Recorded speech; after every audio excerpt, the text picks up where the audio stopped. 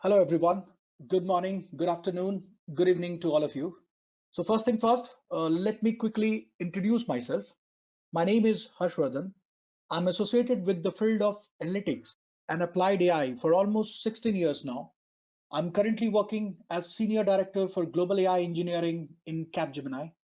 I have rich experience in cloud computing, big data analytics, real-time event analytics, distributed and decentralized applications, various streams of enterprise AI and ML, be it classical predictive machine learning, cognitive AI such as computer vision, audio and speech analytics, knowledge graph, or NLP, NLU, NLG, which is natural language processing, understanding and generation, or MLOps.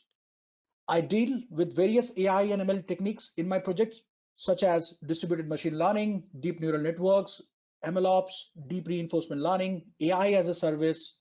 So far, I have led many successful AI and ML engagements in my career for various industries, such as banking and financial services, insurance, healthcare, retail, energy and utility, so to say. I'm also an author of a book on AI and ML subject area. The book is titled as UML of Deep Learning. I've also authored many papers which have been in the past published in ISC, in business analytics and intelligence conferences in the past. My passion is to share my know-how in order to evangelize and democratize new frontiers of the technology. So, well, that's my introduction. What I'll do that, okay, we will kick off with the topic of the hour, which is the rise of machine learning and AI in the IT industry. In fact, my whole intention is to distill my experience and then convey it to you throughout this session. Here is a quick rundown of what we are going to be discussing in this session, the agenda before you. So we're going to be talking about what is AI ML. You would really get to see that, okay, what's the background of artificial intelligence and machine learning, how exactly it's being theoretically defined, how exactly that AI and ML field is adopted by the industry. All this is what we'll be talking through in what is AI and ML.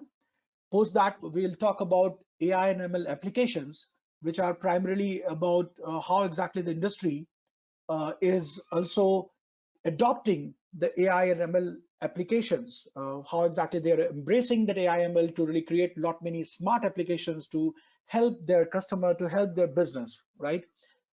Then we will get on to the future scope of AI ML, which is pretty interesting in the sense that, okay, you would get a feel and a view that, how exactly the whole field of artificial intelligence analytics is shaping up over the time, right? And what's the kind of shape it is going to be attaining to. And with that, if you are already into the field of artificial intelligence or machine learning, you would really get a couple of clues that how to shape up your career, how to really kind of evolve your career in coming days. With that, we'll move on to the key skills of AI and ML specialist, which we will talk in detail about, the kind of skills which you require it to get from the beginner to the practitioner to the specialist level. So that's what will be our focus. And then I believe that possibly that would be of great interest to you, of anybody who is either at the beginner stage to really kind of move to the next pedestal of their experience and maturity in the field of AI and ML. And with that, we will come to the final part of the agenda, which is how to get a job in AI and ML. And this, I believe, would particularly interest a lot of you here for very many reasons, that the way it has been structured, that it can really help not only the beginners, but also the experienced professionals. A beginner can really get a view that, okay, how can he or she can land to a good AI ML job, and an already experienced professional, we will talk through under this particular section that how can they really build, evolve, or further shape up their career in the field of artificial intelligence and can land to a better job, right? So that's like a quick agenda of what we are going to be talking about. So now let's get going on with each and every topic of the agenda. So first, let's dwell into what is AI and ML. So let's have a look at some of the milestones in AI research and development. Let's begin with 50s. as I said, Duruke, artificial intelligence had begun in 1950s. What you're seeing on your screen is a chess computer program which was created by Alan Turing, who is also widely considered to be the father of AI. This particular game or algorithm was called TurboChamp, and back then, TurboChamp logic was based on just a few of the most basic rules of chess, and it was only able to think couple of moves in advance. That's what 1950s TurboChamp for you. And just a very interesting tidbit, a quick reminder. Fast forward to 1997, a Deep Blue. You must have heard about Deep Blue, a chess playing system developed by IBM, which could beat Garry Kasparov, who was then a world chess champion. But nevertheless, TurboChamp, the chess algorithm, which was written by the Alan Turing, and makes the mark of the beginning of evolution of AI, right? With that, then we'll move on to the 1960s. In fact, in 1960s, rather in late 1960s, computer scientists started working on machine vision learning, which is now called as computer vision, a specialized interdisciplinary division of AI, and leading university across the globe started developing machine learning in robots. One of such great initiative came from Waseda University, which is based out of the Tokyo in Japan. This university initiated WABO project. WABO stands for Waseda Robots, which was conceptualized as humanoid robo. Humanoid, which means human-like. So human-like robots, right? That's something which is marking the 1960s. In fact, Waseda University successfully developed WABO 1 project in early 1970s. You see it here, I'm moving my cursor, moved from 1960 to 1970s. And WABO 1 was the first full-scale, world-class, full-scale, general-purpose humanoid intelligent robo. It was the first humanoid which was able to walk, communicate to a certain extent. It can use its vision system to measure distances and directions to the object. It had capability to grip and transport object with hand, but it was a very general purpose humanoid. This is, I would say, the mark of the beginning of the humanoid, the holistic, the cognitive learning, what we call it now, the machine learning and all that, right? So that's WABO 1 for you, and that's 1970s. Now from 1970s, let's move to the 80s and see that, okay, what sort of advancements which have been done in the area of research in 80s. This, what you're looking at is a continuation, right? The continued research which has been proliferating in the field of artificial intelligence, machine learning, and analytics. So in 1980s, in fact, the same university came up with WABO 2, and this time WABO 2 was not a general purpose robo like WABO 1.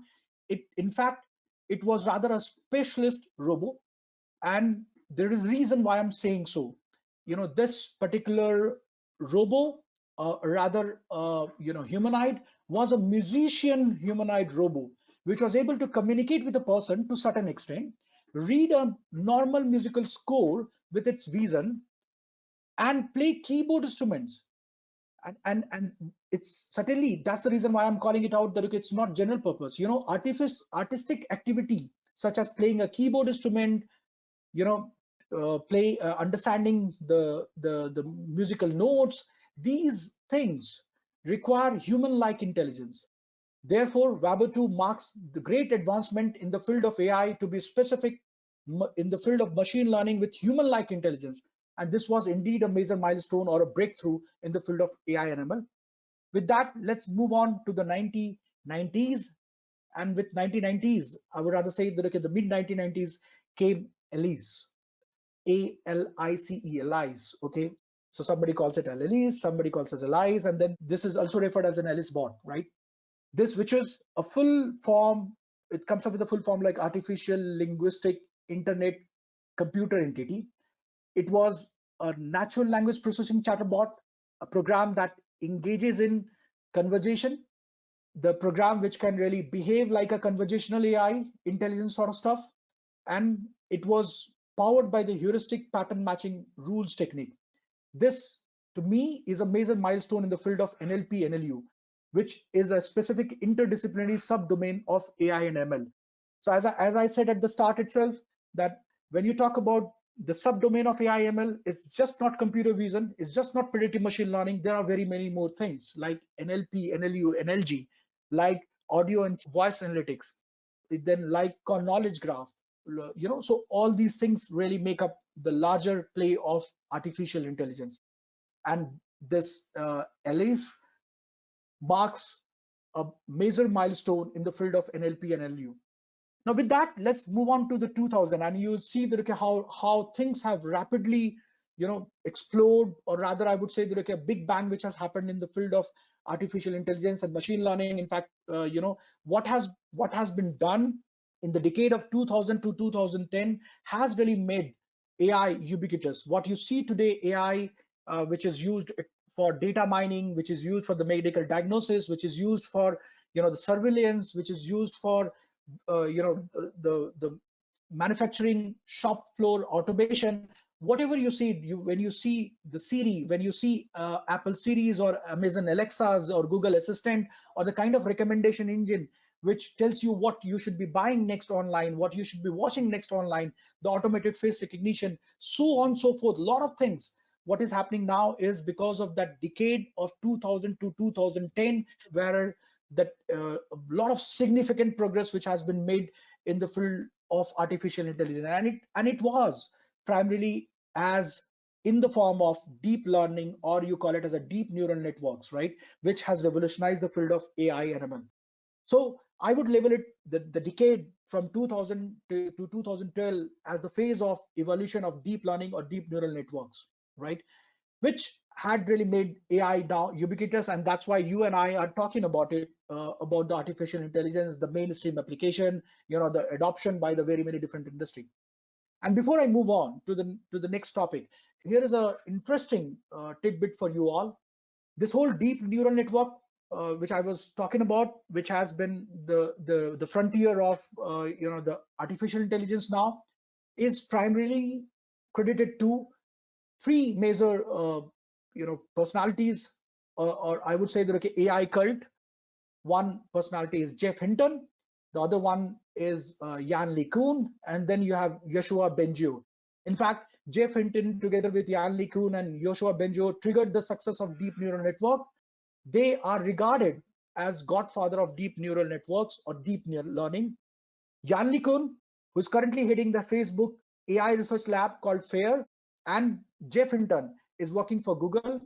And with this, what is happening there? Okay, in fact, these researchers, these academicians, have really tried to bridge the gap between academia and industry. Now, academia and industry are running hand in hand. They are trying to really kind of coming together with their experience and knowledge to make AI more mainstream.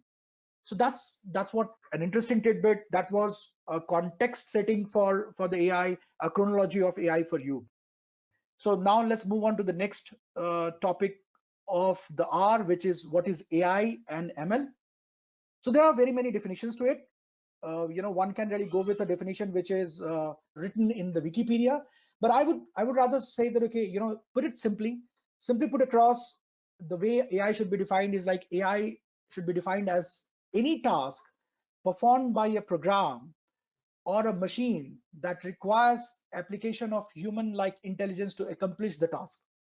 A task which emulates human cognition, a task which simulates the human intelligence can be called AI.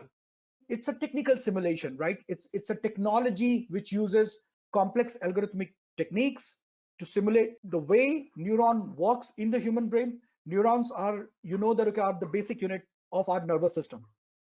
So AI should be defined, or it should be defined as an algorithmic or a statistical approach to approximate conclusion, to do the predictions without direct human input. So if I may repeat it again, so AI or ML is algorithmic and a statistical approach to approximate conclusions, predictions without direct human input. And what it means that without being explicitly programmed, it is primarily done for the pattern finding. It empowers data-driven decisions, and you see that okay, because of such things, it is now getting adopted in the wide industry. So that's like a definition of AI and ML at a high level for you. So with this, I'll move on to the next topic, which is what is the machine learning life cycle, right?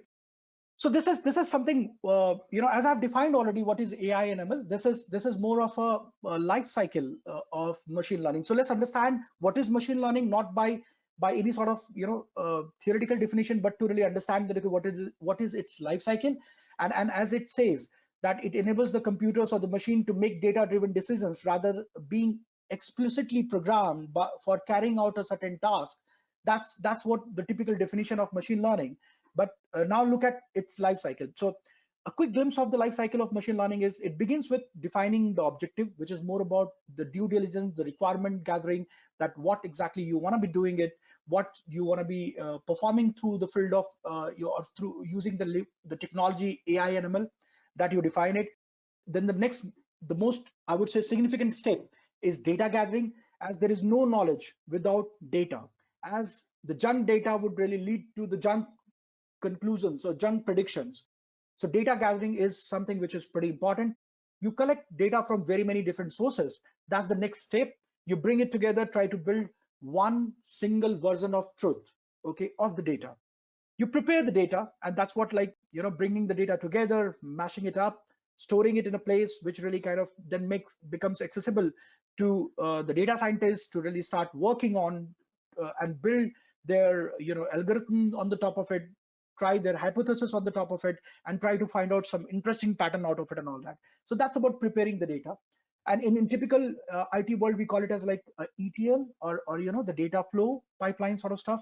And once the data is collated together, is like one version of the truth data which you really get it, you have prepared the data, then you really kind of get into the data exploration, which is generally called exploratory data analysis, wherein you try to understand the descriptive behavior of the data, you try to understand the abnormality in the data, you try to understand the pattern lying in the data, so all that kind of stuff, the distribution of the data which you understand.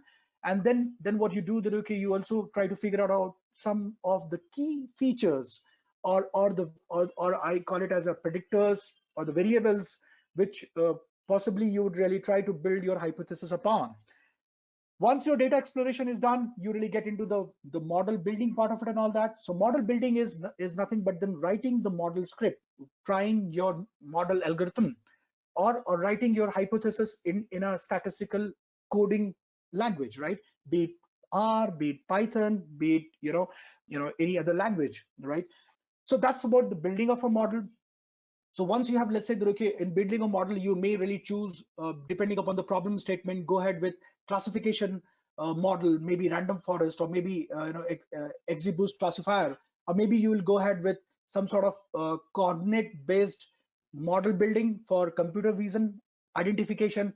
So on and so forth. You start writing the code there in the build a model phase, and then you really get on to the model training and evaluation. So once your hypothesis is written in a statistical fashion in the code, then you try to really train that model, you create a binary of the model, and then you evaluate whether the model is doing really good or not with out of the sample data, maybe with the test data, and see that, okay, how accurate it is upon the data which it has not seen while training.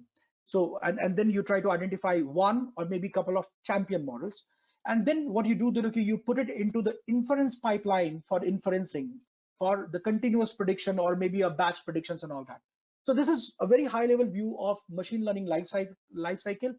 And then just keep one thing in the mind, which is also published in the NIPS in year 2015 by Google as well, which calls that only a fraction of real world machine learning system is composed of ML code.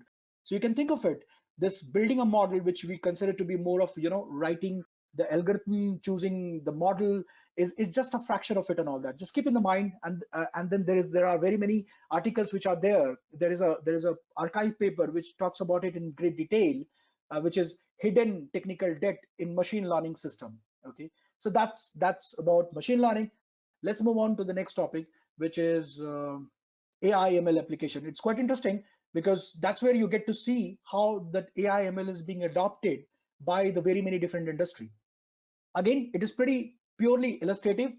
As and when you and I talk in detail, you will understand that, okay, what are the very many different applications in every particular domain or every particular market sector, right? So one of the sector is healthcare. Whether you talk about the medical imaging AI, whether it is about diabetic retinopathy, or whether you're talking about the brain tumor identification, or whether you're talking about in the field of radiology, doing that skin cancer detection, whether by looking at the image itself, or the scan which has been done either through MRI or X-ray or CT scan or PET scan. An AI model can surely go ahead and predict that whether this particular person has really got a melanoma cancer or a benign cancer, right?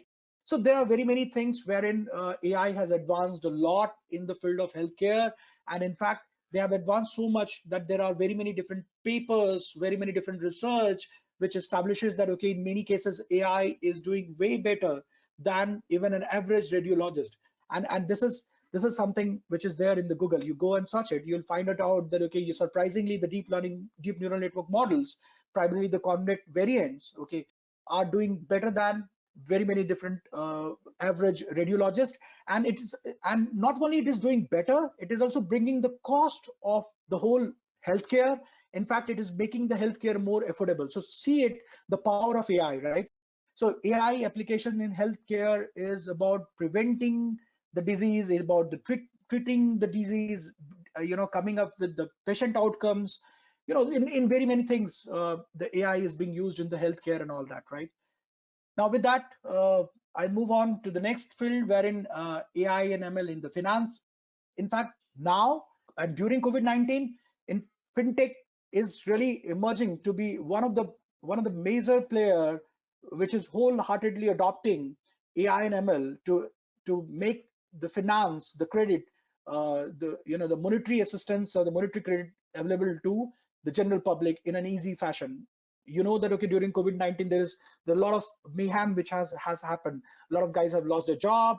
A lot of guys are in their financial distress, and fintech is rising to the occasion of helping a lot of those who are in distress, a lot of those who really need the hand holding. Even the government is using AI to really kind of see that okay, how exactly they can do a data driven decision making for the economic policy. So AI in finance, it was already there, and during COVID-19, and I would say that post COVID-19, you would see far more uptick of AI and ML in the financing world as well.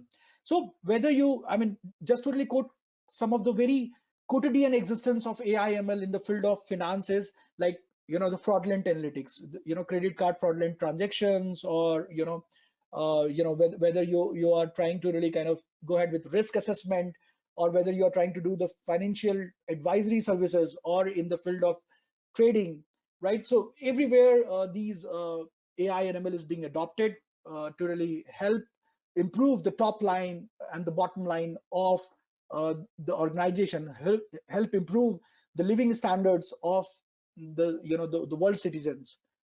So that's like a quick summary of AI ML in the finance. Then we are looking into a very technical, specific subdomain, which is computer vision. Within that, object detection application of AI ML. So AI ML in object detection, right? So whenever you really kind of enroll for AI ML course, or whenever you really get into any sort of introductory video about AI ML, you would see that okay, there would be video, there would be sort of simulation which will be explaining and showing in the live that okay, how exactly using AI ML one can really detect objects. So it's like you can detect object, you can track object, you can bound box object, which is called object detection. So you can see it here. So the objects of interest are being detected, right? Whether it is like say like a cold drinks, or let's say that okay, in retail world it can be like any vegetable or whatever it is, right? In a general world, like for an object instance detection, like car, bike, TV, flowers, and human, that's what is you see it, you come across. This is what you call object recognition, localization, and detection. And this is something that okay, it's being done very seamlessly using AI and ML, and that's what we are talking about here and all that. There are very many different models which are there and all that. This is I would say a very specific subclass of computer vision, and it comes from the family of RCNN family. So it's nothing but a variant of convolution neural network. It's a variant of reason-based convolution neural network, there are very many different models there. There is something called YOLO. You must have heard about it. There's YOLO V1, V2, V3. Then you have really got, SSD model. Then you have really got mask RCN, then you have really got, there are very many different variants which are there. There are Detectron, which has come from from Facebook, which is doing far efficient in kind of not only doing the object detection but also the segmentation at the same time. So object detection and move to the next step, wherein it's just not identifying the object or localizing the object or tracking the object. It is precisely segmenting the object of interest as well. And that's where this field of RCNN comes into the picture. Mask RCNN, the Detectron 2, and all these are part of that particular family and all that. So this is again one of the most widely cutting across application of object detection in the industry. With that, I'll move on to the next, which is predictive analysis. This is something that as I said it, that one of the classical application of artificial intelligence and machine learning is a predictive ML. I call it as more like a predictive or classical machine learning. So predictive analysis, that why do we do it? In fact, we do it to really kind of do the data-driven decision. You to really kind of do all sort of on the structured data, you pick up all the various data points and then try to see that how exactly the trend is happening, what exactly is the future of this particular data behavior in terms of, let's say, what will be the sale tomorrow, or what will be the sale in the coming days, or what are the risk possibility in the coming days. So predictive machine learning, which you generally do it, like say in the field of Python with sklearn library, scikit-learn library, or maybe with Spark ML and all, so on and so forth, is more about dealing with the structured data and trying to really kind of go ahead and do some sort of prediction about that, what is going to be happening with probability in the coming days, right? And then that's where you have really again got the subclasses in supervised, in semi-supervised, and then in unsupervised kind of field and all that, right? With this, let's move on to AI and ML in the marketing and advertisement. In fact, this is something that it is being widely used in the field of marketing and advertisement. In fact, adverts, I call it as like market and advert field, had extensively leveraged AI, and you see that increasingly there are newer technology fronts of AI and ML which are being adopted by this advert field, be it about sales forecasting, be it about ad targeting, be it about customer behavior analytics, or be it about click analytics, figuring it out, AdWords and all that. These all things are in fact being driven by the AI and ML, right? And that's what you see are the key pillars of marketing and advertisement. How do I really go ahead and make a targeted marketing, right? The world has now come to the stage wherein everybody wants a very tailored, personalized offering, right? Any campaigning which should reach to me should be very tailored, very specific, very contextualized to me. And that contextualization, that degree of personalization, that degree of targeting marketing is being brought by AI and ML in the field of marketing and advertisement. So that's what one of the example here. And then let's move on to the one very interesting aspect, which is AI and ML future scope. However, a disclaimer before we begin, that some of those things which we're going to be talking about are no more like future, they are now mainstream, but we are still quoting it because there are deeper advancements which are happening in those fields and all that. Let's have a quick look into this particular thing, right? So future of healthcare. So this is more about radiology, and as I said you that these things are already mainstream. I've told you that the AI ML has really got the degree of maturity wherein they are able to beat average radiologists. They are able to bring the cost down. They are making healthcare very accessible to the common public. That's what something which is already happening, right? So there's nothing about the future in it, but still we have included it here because there's a lot of research which is happening in the field of healthcare and like robotic surgery.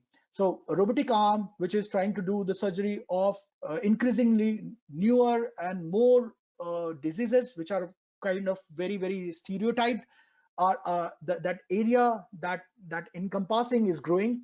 So more and more diseases, more and more such kind of surgeries are being done by robotic arm itself, those are being powered by the AI. A lot of research are being pumped into this particular field by the industry, by the academia. So that's why we still call it the future of AI/ML, because here there's a lot of new works which are going on, and then a lot of new funding are being pumped into it and all that. Now with this, let's move on in the interest of time to the next, which is future of self-driving cars. You guys have been hearing the buzzword about the future of driving cars, the autonomous car. You heard about Elon Musk, you heard about Waymo, you heard about so many. You heard about how Toyota is trying to do it and all that. And obviously, this is something which has been there. But why do we say it's future? Why? Because this particular field of the autonomous car driving is certainly a future, as there is a lot of investments still being pumped in, a lot of new researches are being done and all that, because this is a true and extreme, I would say, a fusion of very many different fields of subdomains of AI, ML, and engineering. In fact, for an autonomous car, there are lidar camera on the top of it. It is all IoT coming together. So it's IoT, it's AI, it's blockchain, it's the very many different substream of AI ML, like say computer vision, right? All of these things, reinforcement learning, all of these things come into the picture to really make this work in a seamless fashion. So an autonomous car is something which is a pretty complex deal.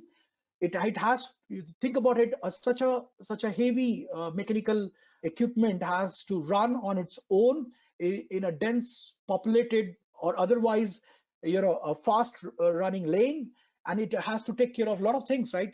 When you drive, you think about it, that you get completely mentally occupied. All your senses get occupied in this, and when you say all your senses, whether you try to predict, you try to gaze, you try to guess, you try to really kind of see, you use all your senses to really kind of, while you are driving the car, right? So that means it's a fusion of a lot of different AI ML subdomain, a lot of fusion of a lot of different engineering like IoT and other stuff, which comes into the picture to make that self-driving car a reality. And that's why I still say it's a future of driving car. Yes, there are a lot of buzzwords which are still there, and still a lot more needs to be done to make it a reality.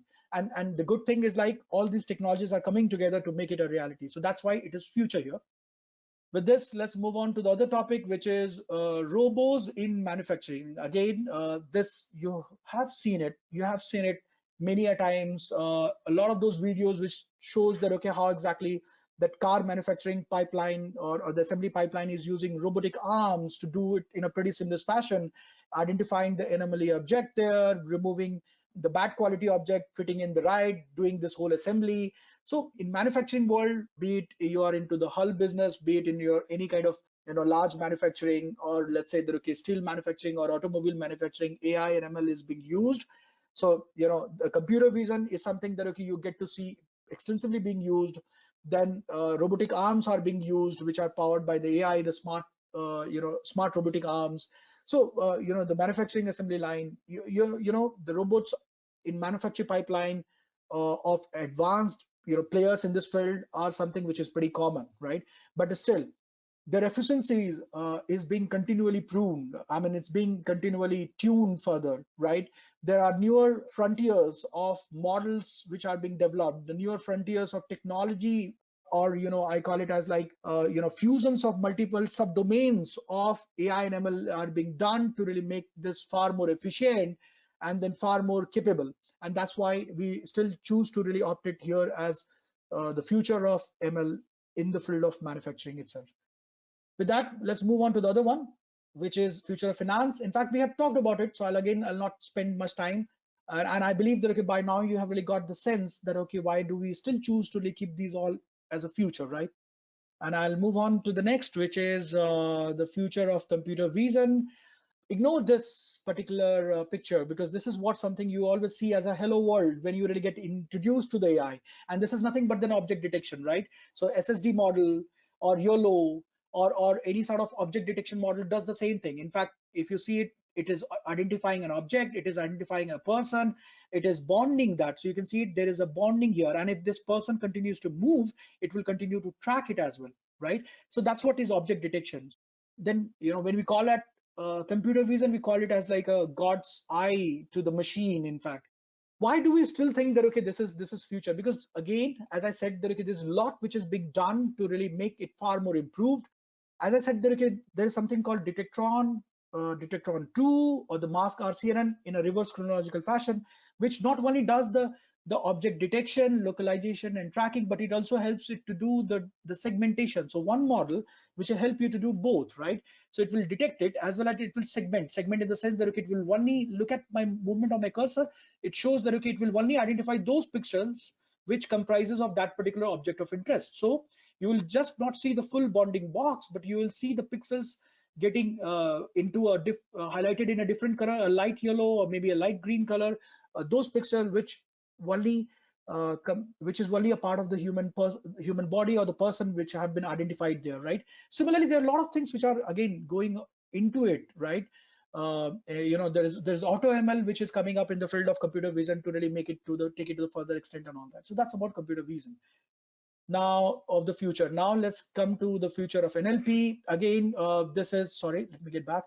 In fact, as convolution neural network, and then I would say that, okay, ImageNet, right? The image identification and recognition challenge was the major shot in the arm in the field of computer vision.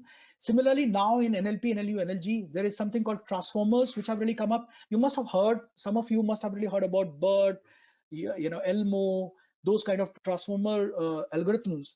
Using that, in fact, NLP has become like far more, the AI NLP has become far more effective, far more efficient. It has got far more contextual understanding of the language which is written there. So when you and I talk, what you do, you really kind of identify the key subjects or the topics which I'm talking about, right? The entities. Then you try to really kind of infer the essence. Then you try to really kind of build your interpretation around it and all that. That's what I would say that is a natural language processing, generation, and understanding. And that needs more of a contextual talking, right? What I'm talking now has got a context and build up to what I was talking earlier, right? All these you have to put it together. You have to really, if I'm talking more in the field of AI, I would possibly be using a lot of those terms and technologies which are not the common jargon or common vocabulary, right? They are very, very specific vocab, or I would say that, okay, I'm using a taxonomy. I'm rather using the words which are very, very specific to that particular field itself. You do get it, because you are into that particular thing. You read it.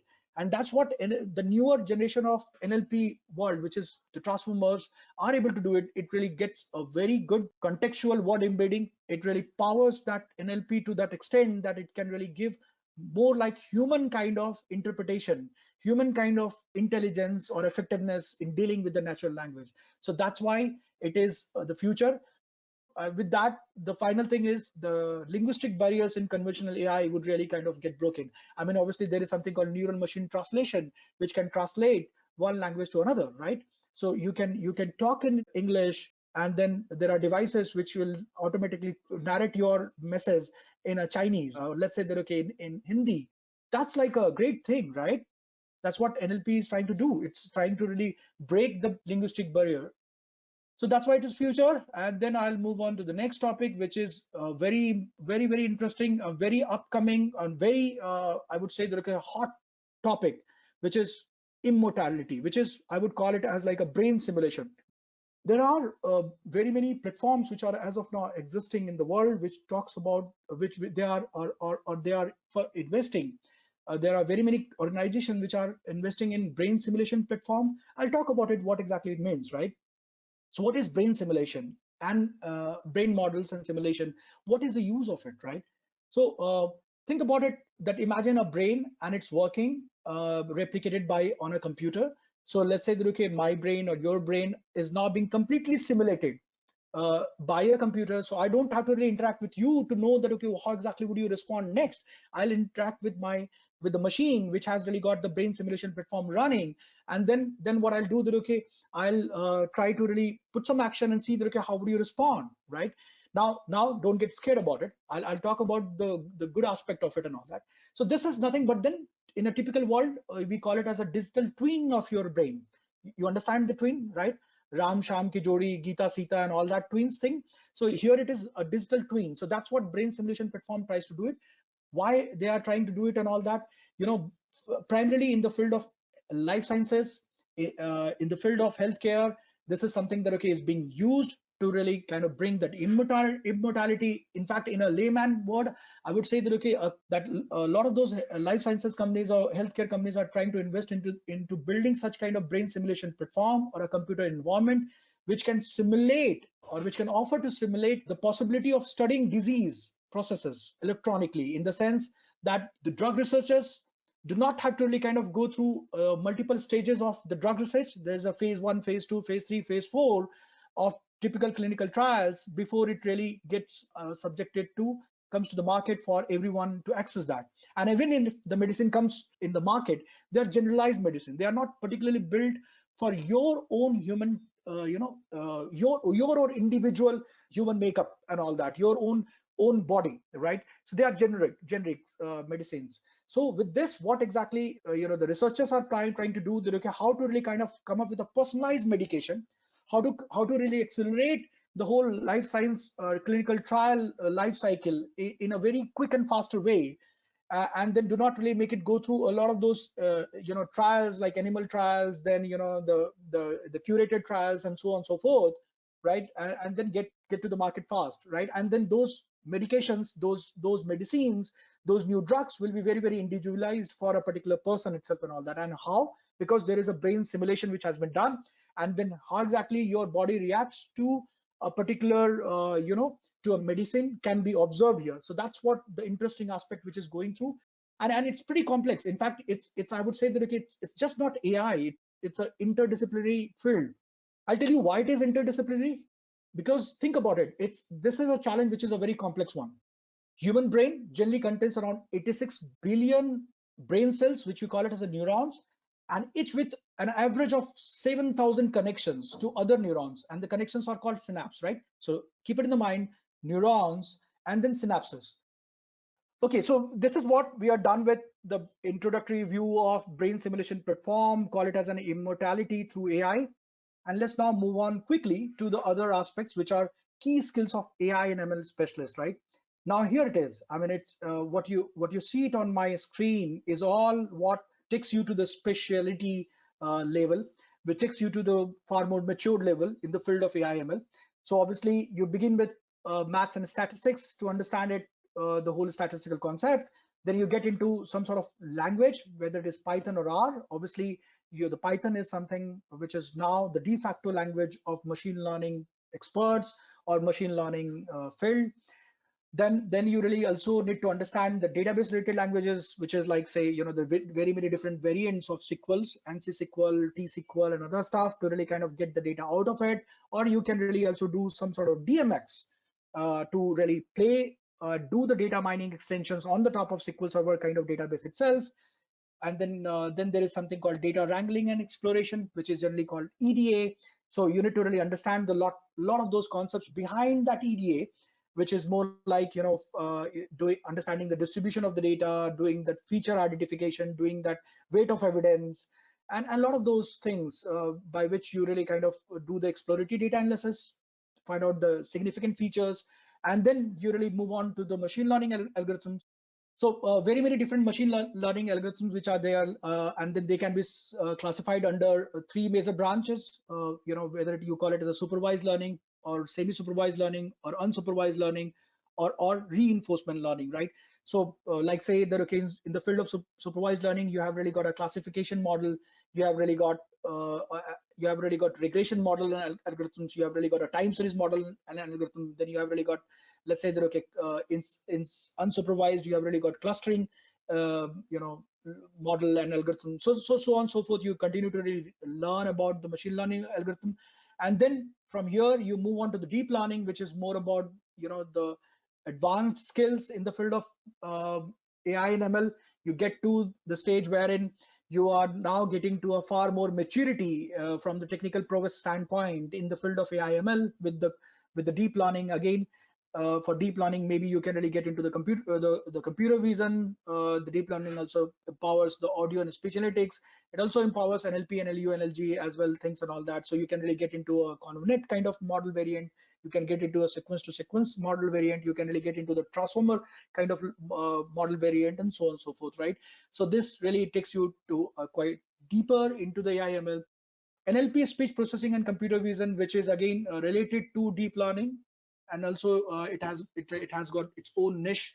You get, when you start applying these things, you really go even more deeper into it, and these are the things which you should really aim for it. If you're already into the machine learning, go deeper into it and get more of your expertise into it to really to get yourself labeled as a specialist in the field of deep learning and machine learning, right? Beyond that, as I say, Duruki, in every AI ML problem begins with the requirement gathering and begins with the data. Everything eventually ends with some sort of the final inference to be showcased to the common public, to the executives, to the for the operational reporting or whatever. So everything ends with the visualization. If you say that, okay, you are a specialist in the machine learning, you cannot be just limited to a model algorithms. You also need to be knowing about data visualization. These are like end-to-end player. So if you aim to be an end-to-end player, you can look into the data visualization.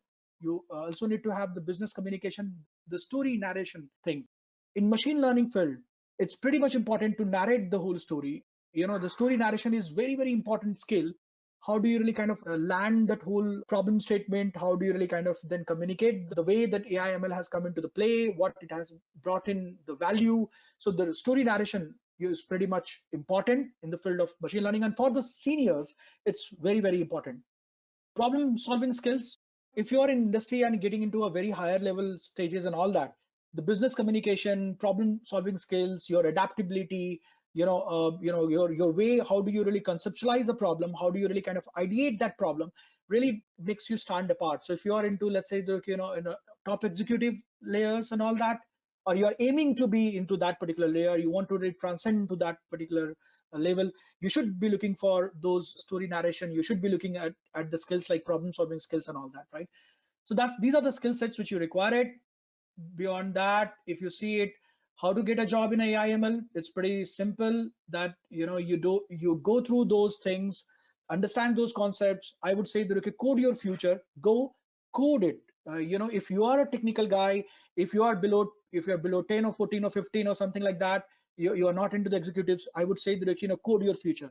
In the machine learning field, whether you're choosing a predictive machine learning, whether you're choosing a deep learning, whether you're choosing a deep reinforcement learning, whatever it may be, the technology or the technique or maybe the domain, code your future. Go code it, understand that particular stuff and all that. And that's what, here you see the trends. Again, these trends are pretty obvious. You may have seen it, these trends, so many times that, okay, what exactly the kind of mean or average salary offering which you see it in the field of AI/ML. But here is some interesting part that, okay, if you look at the bottom, we have tried to really kind of categorize that, okay, what are the different roles which you see it, like ML engineer, AI engineer, ML scientist, AI researchers and all that, right? So I'll just give a quick note about it. You can, in the mean, you can see on your screen the kind of salary. Again, depending upon very many different surveys, the salary really goes up, comes down, sort of stuff and all that. But AI/ML is ubiquitous now. It's hot, is niche now. You need to be there. It's in fact mainstream as well. So it's niche at the same time mainstream. There are very many companies which are looking for it. You need to be going deeper into it and all that. So I'll not talk about the salary aspect. You can see it. I'll talk about these roles, right?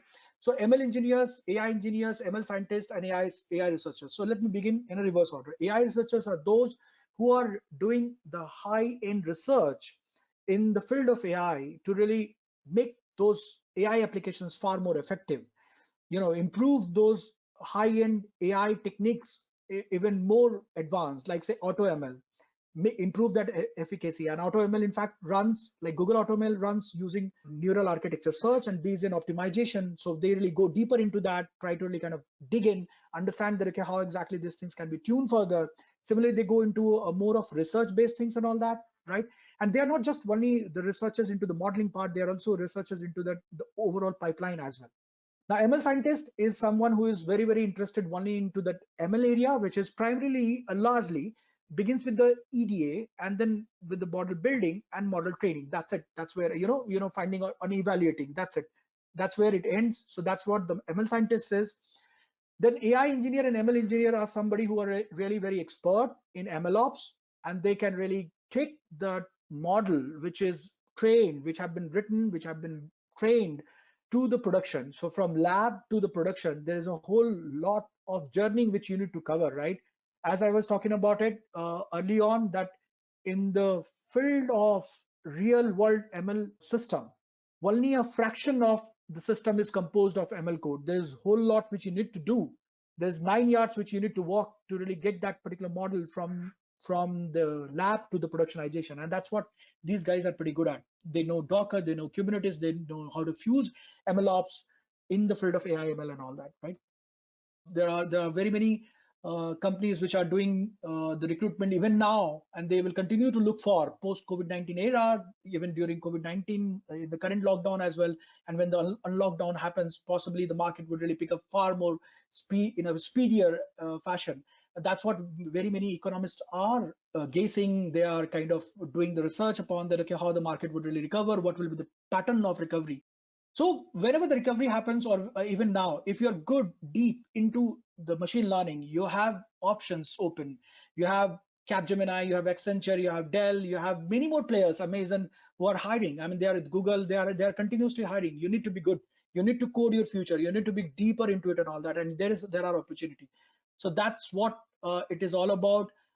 This is what your roadmap should be looking like. Start with the learning program, get enrolled to certification program, which Edureka is hosting it. Edureka has really got a very good tie-up with academia. Let's say they're okay with IIT Guwahati, NIT Warangal. They are doing the tie-up, and then they are giving you the certification course for the PGP on the data science. Go ahead, learn those. Learn the programming language. The course is structured in the way that, okay, they train you the programming language, they train you on the machine learning and AI algorithm, they train you on the advanced concepts of ML and AI concepts. They give you a capstone project wherein you can really go and learn the real-time projects, which is pretty much important. When you do the capstone, you really get to see that what it takes, in fact, in the real world to call yourself like a data scientist, or you call yourself like a ML engineer, right? How exactly the real project really happens. And that will be a simulation through the capstone project. Get yourself certified. As I said, that, okay, Edureka had really got a tie-up with IIT Guwahati, NIT Warangal, and then they are bringing, they're soliciting help from industry experts like me, and then trying to really bring that value to you and all that. Once you have the certification, get a job. That's what it is all about, right? So that's it. Thanks a lot.